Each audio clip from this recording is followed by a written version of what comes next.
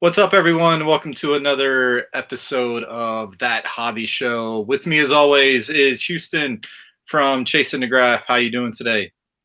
Doing well, my man. How about yourself? I am well. I am well.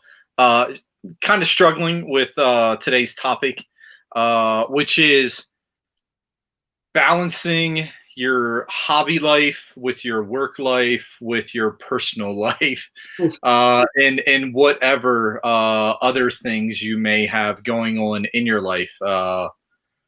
Yeah, so I thought that was it was a pretty good topic because it's something that like I said, I struggle with. So I was like, I wonder if there's other people like me, because I'll get caught up in being on my phone a lot, and I know, at least with my phone, it'll give you a notification. I think it's once a week, of your screen time, how much time you're actually spending on your phone, and you look at it and it's like, what am I doing with my life? Honestly, and so yeah, I just wondered, A, if there is anybody else, and then B, how do they do it? Because I assume that everybody else is doing it better than me, because Definitely. I Yeah. don't hear, I don't see posts on Facebook or Twitter that, hey, I'm getting a divorce, or I broke up because of my baseball card addiction, So I'm not seeing those type of posts, so that means that they must be doing something right. So, how do you, or how do you think you're doing with it?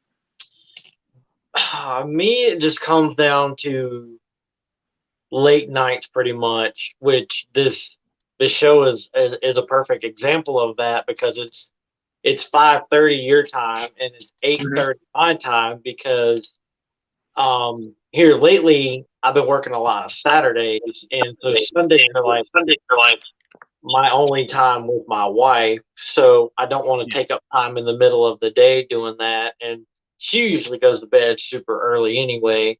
That's just how she is. So doing it later helps provide that extra time during the day with her, and that's pretty much how the rest of the week goes as well.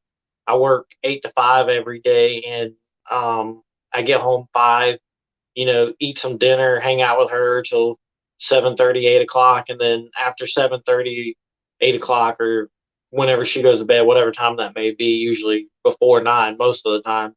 That's when I'll start. Like if I want to rip a pack, I'll do it, or if I need to get some shipping stuff, that's when I do it. So usually by the time I get home, eat, shower, hang out with her, rip something, ship something, or write up a TTM or two and get a shower. It's usually like 11:30, and then I'm like trying to get the dog outside, and she's outside. I'm like, hurry up, hurry up, hurry up, hurry up, and she's looking at me like I'm doing the best I can here. And and so that's basically my routine right there. There's two different locations I work at with my job, and one of them,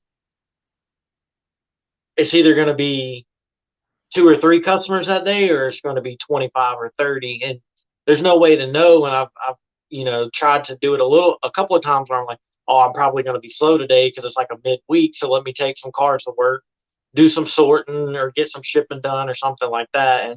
And every time I've tried that, doing it at work, there's a day I have 30 people come in wanting their car inspected and I wasn't able to get to it. So that I didn't even, after like 4 times that I was like, I'm just not even going to try it anymore. Yeah. Yeah, I not gonna lie, dude. With TTM, I have taken my notebook to work before and tried to hammer out some letters, but then where I work, there's like, on each shift, there's about 30 people on each shift, and if they see me sitting down writing, everybody's gonna be like, "Oh, hey man, what are you doing? What's going on?" Yeah. Like, like the scene in Friday when the dude's dropping a deuce and the guy's like, "Hey man, Smokey's taking a, you know what?" Like Yeah. some neighborhood, and they're like, "Oh, you write letters to your boyfriends and stuff." So because that's part of the TTM that takes longest for me, is the writing the letters. But one thing you did mention was time with the show.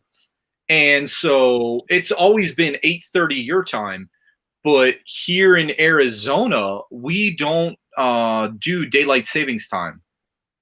So Oh, yeah, when we originally started doing the show, I had picked 6:30 as a time for me here in Arizona because that works with bath time because I have a daughter and she's a toddler and we try to keep her on that routine. Hey, it's so we know, hey, bath time, okay, now it's time for books and then we're going to go lay down.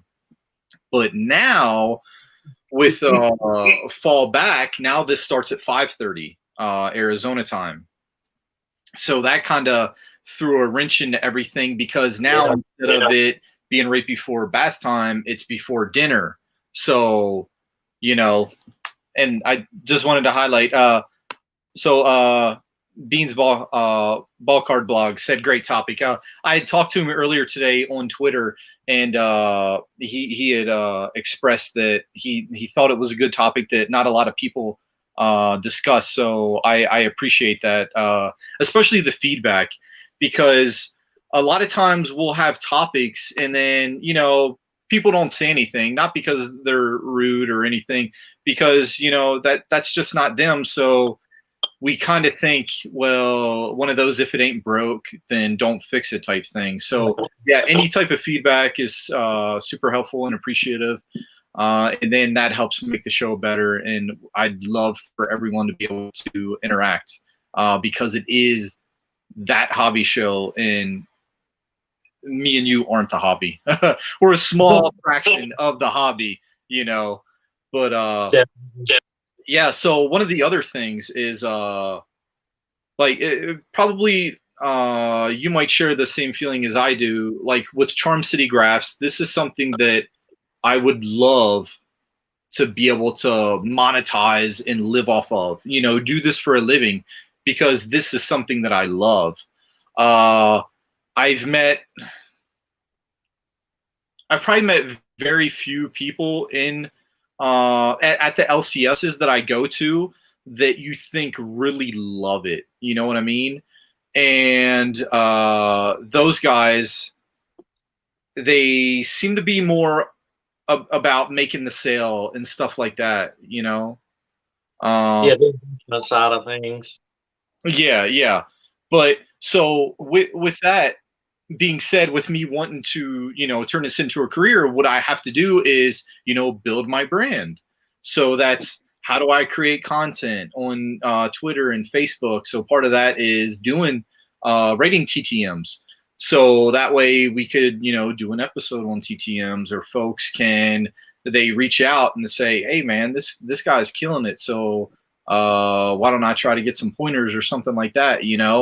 And it's just a way to get your name out there. But then like I said earlier though, me so I have a daughter here, but then I have an ex-wife and I have 3 sons that live up in Phoenix.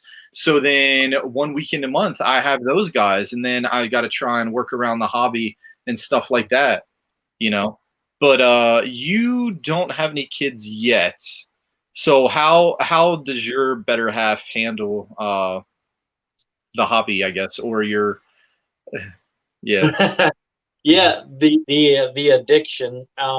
Here lately, it's looked a lot worse than it is because I've been, whenever I find retail, I have like 3 people here that I hook up with. Yeah. Basically just whatever I pay for it, that's what they pay for it. So, I've been coming home with just bags and armfuls of stuff, and I set it all on the table, and she was just like what? And I'm just like, it's not for me, because years ago, I was, for a lack of a better term, poor and broke. Yeah. And as we all know, it's hard to find um, uh, uh, a stopping point, I guess, of buying cards. Is like, oh, like, oh shit, I spent too much last week. I should probably dial it back for a week or two. And I didn't have that kind of restraint back in the day. So if I made $10 doing something, I was gonna spend 15 of that buying cards. Yeah. And yeah, and back in like 2012, 2013, it put me in a bind. It really did because I just couldn't stop, especially the bidding on eBay because I was like, I'm not gonna go over $12 on this card, and then the last 30 seconds somebody's bidding, and I'm like, F this guy, he's not gonna get Yeah. me. I'm gonna get him. Yeah, exactly. And so, and now I'm in a much better position to be buying cards. If I were to drop, 50, $60 on something, it's not like, oh my God, I can't make my mortgage. But at the same time, I have found that little happy spot where I'm like, okay, I spent too much this week, then probably shouldn't spend that much next week. And so from her end, she knows that I've got it locked down. I'm not going to put us in a position to where we're compromising our bills or anything Mhm. like that. And so now it just comes down to the time part of it where much like we're talking about, there has been several occasions, where she's just like, I think you have spent a lot of time doing that. And then I have to, take that moment and clarity moment, as people call it in AA, and be like, you know what, you're exactly right. And over time, I found it less and less hard to go 2 or 3 days without doing anything hobby related and just, watching a movie with her or just sitting on the, or eating dinner, just me and her or something like that. So, and here the last probably year or so, it hasn't been as bad. She hasn't had to clue me in on how much time I've been on my phone and everything. But definitely years ago, the monetary aspect of it and the time aspect of it was a huge deal for me, and it kind of like I just had that clarity moment where I was like, I definitely better shape up, or shit's gonna go down. Yeah, yeah, and it's crazy how addictive chasing wax can be. Like on eBay, like when you're watching, if it's an item that you want and you're watching the last couple seconds and you're like, nope, I hit my max, I'm done. But then that little voice kicks in, hey, it's only a 27-cent bid over your max. It's okay. So you do it and then you get sniped again. So you're like, man, what's another 53 cents? So that nickel and dime just adds up, and then you get this card in the mail, and you're like, oh, did I really need to spend $50 for a Jason Worth card? Because I've been there, got it, still have the card, definitely not worth $50, but or even not even being on eBay though. Like, say you're going to the Walmart and you're like, oh man, there's nothing here. Well, there's a Target down the street. Why don't I hit that one up? Then you go there, nothing. And then you get on Yelp or MapQuest and you're like, hey, where's the closest Walmart? So you go to another. You're driving around wasting gas money looking. And then another good point here I wanted to highlight. There are a bunch of dudes that I see on Twitter all the time, and this is when I know that I need to chill out, is because I'm like, damn, these dudes are always on here. And then I think to myself, well, shit, I'm reading these tweets and they're like a minute old. It's not like they're a couple hours old, where I'm getting caught up. I'm just as guilty. So, but I honestly don't know where some of them find time. Especially watch the breaks, Ivan. That dude is Yeah. always in there. But I mean, he seems to be holding it together and everything, and he has a super popular show. I've bought stuff from him, and he ships it out pretty fast. So I The need other one whatever. that comes to mind is Card Purchaser. That dude is Oh tweeting. yeah, My gosh, like just and I've obviously I've always wondered, like, does he work? Does he not work? Does he just have a lackadaisical job or whatever? And he posted about like, if you like my content, sign up for patrons. And I'm like, well, I guess at least he's getting paid for it now, so good on yeah, him. yeah. Then what's up, Seth? Thanks for tuning in. I appreciate it. What's up, man? Yeah, the card purchaser, that was one that I thought was maybe like an automated account. They just retweeted everything, but yeah, it's a legit person that I know of. Uh, that's spitting everything out. But one of the other things I've seen today, a little bit off topic, they kind of caused a little bit of Twitter drama because it seems like there's always Twitter drama going on. Oh, So there was a post that Terrell Owens, somebody posted a authenticated Terrell Owens card by PSA, slabbed and everything, said it was his autograph. And then TO posted that it was not his autograph. And then me, I'm not one of those dudes that can look at all these other autographs and then say, oh yeah, that's way off. Because I think me and you both have had enough. Thanks, Seth. It's a Hunter Pence. It got his got him to sign his stadium banner at spring training 2 years ago when he was with the Texas Rangers. But we've had enough athlete encounters that we know that the autograph they put on that little Panini sticker or top sticker is going to be a lot different from an in-person autograph, because usually an in-person autograph is, unless you're hanging out one-on-one with them, it's going to be rushed. So I just wanted to get your thoughts on what you think about that. I seen it and I kind of sat there and I said to myself, I thought two things.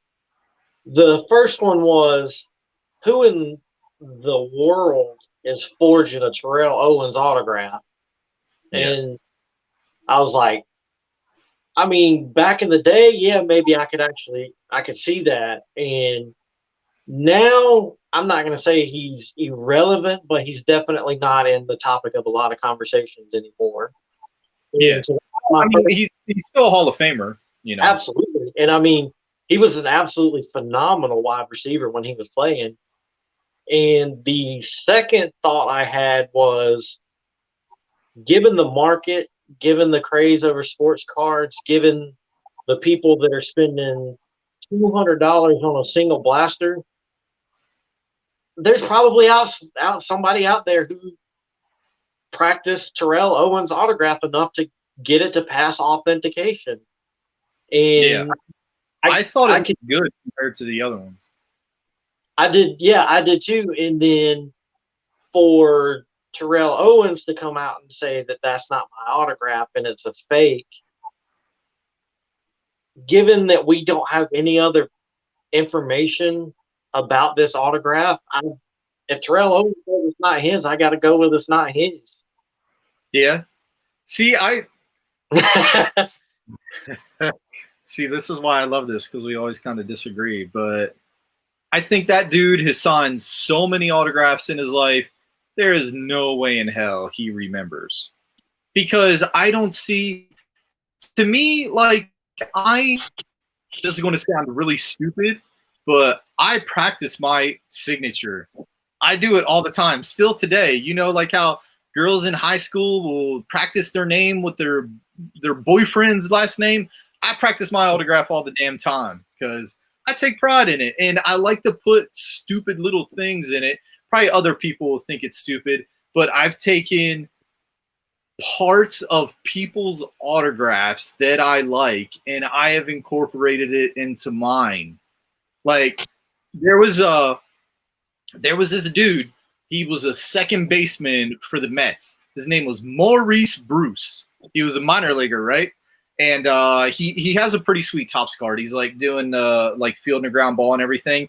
So he played 1 year in Maryland. We had the Maryland Fall League.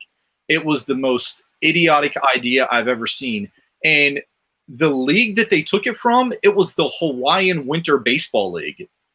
Somebody was like, hey, these guys got it too nice in Hawaii. Let's move a league to Maryland in November and December. There was games where it was snowing playing baseball. Right?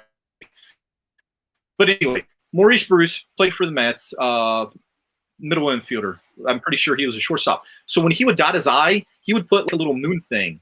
So me, when I make my J, I put a little dot in the middle of it for Maurice, and then Don the Snake Perdome, the old NHRA drag racer, he would write the snake, and he would make his S look like a snake. So that's what I do with my last name, Schaefer. I make it look like a snake. I mean, to me, it looks like a snake. Other people, another drag racer, Eddie Hill. I thought this dude was badass. He's still alive. Like 30 years ago, this dude looked like he was 90 years old. And fast forward now, and somehow he kind of looks younger, like his age caught up to him, type thing. So he would sign everything. Yeah, he would sign everything in a gold pen and dot his eyes with a star. So I do that too. So if somebody tried to write my name without those three things, I know it's not mine, but I didn't see anything special about his. You know what I'm saying?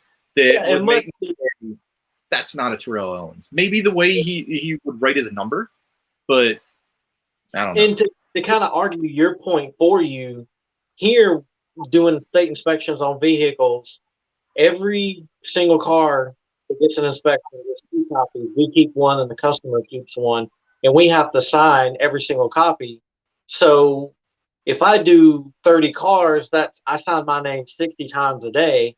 And much to kind of argue your point, he's saying it's not his. Mine will never be the same two times in a row. There's like certain ways that, like, if I've signed it a lot and I'm just like, get it out of my way, get the customer out of my way, that there's little certain things because mine's just like a half-ass H and a B. And so if I'm like in a hurry or I'm just trying to get the customer out of my way, there's a certain way the B loops that it doesn't loop if I'm like, kind of in a groove, kind of in my element. I'm not pissed off at somebody yet, that kind of thing. So I could probably be like, oh yeah, that was a rush one, and I was just trying to get that person out of my way. But then there's some times where it's just like I have a stroke or something, and it's just like, if somebody were to, and if somebody were to go to autograph me every time, baby, every time. I take time for my fans, man. And the cool thing is, like, with my job, we have to sign aircraft forms. I'm an aircraft mechanic, so we got to clear it and everything. And I take my time and make it look good, man. They definitely know when I've worked on an aircraft because I intentionally take up multiple spaces too. So yeah. But anyway, I just don't see how. But who knows? Maybe it wasn't. But the bad thing is now I have I sent my first shipment off to Beckett for authentication. So 8 out of the 11 cards that I sent, I got in person. So I know they're legit. I would lose my mind if somehow they came back saying that they weren't. And then one of them was TTM, which I'm 99.99% sure that that's legit. Another one I got off a dude from Twitter who I trust, and it came with the COA from Ken Golden, of Golden Auctions. Yeah. And then another one, what was the other one? In-person TTM. I can't remember what the third one was. I think it was another one that I bought. But yeah. Anyway, we'll see how they come out. But I got a back here, whichever way. I think it's this one. This one here. This football right here has got a Luke Kuechly autograph on it that if you were just to show it someone, there's absolutely no way he signed that. That was forged. It's got some of his characteristics, but it's bad. And I got it out of practice that he signed for me in person. But if I were to ever get some third party to look at it and try to authenticate it, they're going to be like, were you drunk when you tried to forge that one? Because it didn't work. Yeah. And that's the bad thing, because I know it's legit. I know it's real, but once something happens to me, I pass on. All this stuff is going to my kids. I'm doing it for them, kind of like having a will, So that way there's at least a value put on that card, or put on that autograph, I should say. And then, but yeah, if it comes back as some of these are fakes, then yeah, that would be really shitty. It's like, Shaquille O'Neal's TTMs. if you compare his TTM, yeah, if you compare the TTM auto to an on card or an authenticated auto on eBay, just to me, to the untrained naked eye, as a guy who just wants to buy an autograph, they really can't tell a difference. It's got to Mhm. be something that these authenticators look at, and they can tell how fast or how slow the pen was moving in order to tell if it was like a deliberately faked autograph or if it just was blown through and just flowed very smoothly, kind of thing. And I don't know what their criteria is for looking at it. Certain loops and certain points. I know the loops on the M's of Mickey Mantle's. A lot of people can tell Mhm. if it's fake or Yeah, not. The M's and the Y, and I think there's something with the K as well. But back to the original topic, though. Do you have a set time that you dedicate certain things to the hobby? Pretty much this show. That's it. That's the only thing that's set. Everything Yeah. else is if I get the urge to do it, then I'll do it, or I'll kind of fill out the vibe and do it after, like she goes to bed or whatever. Because I mean, I'm not a morning person at all. Like I hate mornings with a burning passion, but I get up at 7 to be at work at 8, and that's not as bad as I like me used to be getting up at 5 to be at work at 6. So it's really not a set thing. If I might go mess with some cards at like 8:30, 9 o'clock, or package some stuff up, or I just might not do it for 2 days. This thing is Yeah. this, yeah, this right here is the only thing that's really set. The rest of it's kind of like, yeah, I'll go rip some Don Russ, or yeah, I'll go see if I can post a couple cards for sale. It's just that's about it. Yeah. Pretty much the same, except I have to wait for the little one to go to bed before I do TTMs or get the cards out to start sorting them. Because that's one thing. I have so many cards that I have neglected over the years. It's like you open up a blaster, you put the cards back in the blaster, and then like I have piles of open blasters everywhere. And then it's all Japanese and Korean cards. So you can't just sort them. A lot of times you have to translate them because I try to put them in alphabetical order. So then I have to get on Google Translate or look at rosters for the Nippon Professional Baseball and stuff like that. So yeah, maybe that is something good that will come out of this is uh, coming up with, I don't know, maybe a schedule, like you know Definitely, yeah. 8 to 9, talk to Justin. 9 to 9:30, write a letter. Stuff like that. Yeah, yeah. Because I writing TTM. It's like I don't know for you if it's like this, but for me, I have to be really motivated to do it because I write my letters by hand, Same. and if I'm not into it, I'll forget what I'm writing, and my cell phone has made me stupid, and I will start spelling stuff wrong because I'm waiting for that red bar to pop up and tell me that, hey dummy, you're spelling this wrong. I before E type stuff. Yeah. So I have to make sure that I am really focused for that because then uh, for me, TTM takes a little bit longer because A, handwriting, uh, handwritten all the letters. Then B, what I wish I would have thought of this sooner. You actually gave me the idea for it was getting address labels. Oh my God, that saves so much time. Like I can't believe it. And then me, I send a couple cards, so usually I try to prep all the cards too, and that takes some time, and that is something that you do not want to do when you're tired because there's a couple times I'm rubbing down the card with the eraser and I catch it wrong and I've been the card and it looks like a TP, and then I'm just angry and I want to go to bed. Yeah. Yeah. That's how my TTMs go pretty much as well, because the first because I did my very first one back in 2010, and the first ones I did, it was like, hey, Johnny B. Bad, I'm a huge fan of yours. Will you please sign this card for my collection? And I mean, I Yeah. got them back fine and it worked, and I was handwriting them all, but then I was like, I mean, these dudes probably get thousands and thousands of letters. Like, they may read them, they may not. And I just started like including like stuff that would make it a little more personal for them and to not just like another letter. It's like, hey, so and so, your game winning walk off home run against the Padres in 1994 was like an absolute like crazy moment.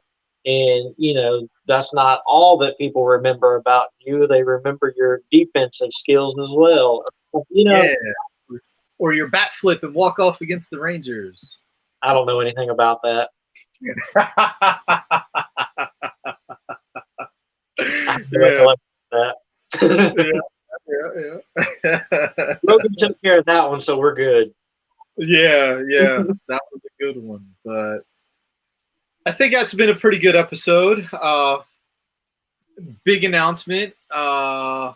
Next week, Thursday, we have our first celebrity, Jeff Lymon. I can finally say, I hope I'm pronouncing his name right. It's been a while since he's pitched, but he was a former second round draft pick of the Atlanta Braves. I want to say 2008, but he has a decent amount of baseball cards out. So he played in the Braves organization for a while. I want to say he reached Double A, and then he played for or in the A's and Cardinals farm systems, and he played in the Arizona Fall League out here in 2009, and that was the first time that I actually met him and got his card signed. So I'll have those on display to show everybody, and maybe he can, tell us some memories about that. But so that show will be this Thursday at 6 o'clock Eastern, 3 p.m. Pacific. And he said pretty much he's willing to talk about anything. I don't have any hard hitting stuff to talk about other than what it's like to be a minor leaguer and try and fill people in on the stuff that goes on behind the scenes. But if there's any Braves fans or any just minor league baseball fans in general that want to hit us up with some questions, uh, because just go ahead and type them in, because I'm pretty sure you can see everything that folks are typing as well, right? It always sounds like you do something to display it, like click a button or something. Oh, okay, yeah. Yeah. So yeah, if anybody has any questions, I'll display everything, so that way Jeff can see them and answer everything, and should be a really fun show. I'm really excited for it. Like Definitely. usually we try to keep everything around a half hour. I think this will be one of our longer shows, so I'm really looking forward to that, and I will be advertising the hell out of it to try and get a lot more viewers using all the Braves Definitely. hashtags and chop on and everything, because I'm sure there's Braves fans that should still remember who he is. He hasn't been out of the game for too long, and he's also a card collector, and that's how I found him on Twitter. And then I put two and two together. I was like, oh, I know who this guy is. I have his baseball cards, and he has a pretty sweet baseball card collection. And he can definitely talk about a lot of the things we've talked about in our last shows, grading cards, TTM, except he's not the person writing the TTM. He's actually receiving fan mail, something that we have not gotten yet. But we're still waiting on that Chipotle sponsorship. So yeah. But Hey, yeah.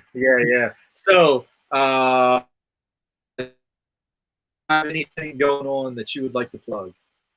not at the moment. No, I'm off Thursday, so I'm gonna No. try a stack sale. But I've got a friend of mine who I just discovered was into cards like a month ago, and he wants me to lend him a hand. maybe trying his hand at the first stack sale and give him some pointers and that kind of thing. So I don't know if I'll get to my own Wednesday or if I'll be helping him with his. So, but that's really kind of up in the air at this point. Yeah, I do not envy you. I don't think people realize how much work it goes into stack sales. And now that I think about it, that is something else that I should have brought up earlier in the show. But yeah, stack sales, it is a lot of work. Like if you start that thing on a Friday, you're going to be busy the rest of the weekend. Just not because, oh man, you're selling all these cards, but because shipping labels and getting everybody's totals, waiting on people to pay for their cards and stuff. Yeah, so Yeah. that's a huge undertaking. Part of the reason why I have not done it yet, and the stack sale box just keeps growing now. So I guess that's not a bad, but Just have one huge one all done in one shot. that's what we're going for. That's what I'm hoping for. So you can catch me as always on Twitter at Charm City Graphs. I don't know, right there. Yeah, right there. And then Facebook, Charm City Autographs. I don't have Instagram. YouTube, if you're watching us on YouTube, then you found me. So thank you. And then Houston, where can everybody find you? Right here. Oh, yep, right there. Right There there we it is. go.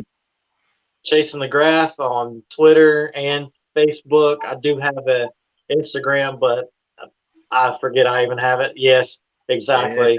Because Instagram is some losers. It's Chasing the Graph 8 because I couldn't get just Chasing the Graph because it was already taken. But if you search yeah. for it, it's not there. So, and I've never really used Instagram. It's like an afterthought. I never really think about it. So, Yeah. Twitter, Facebook, Chasing the Graph, boom. Awesome. So thanks again for tuning in, everybody, and we will see y'all on Thursday.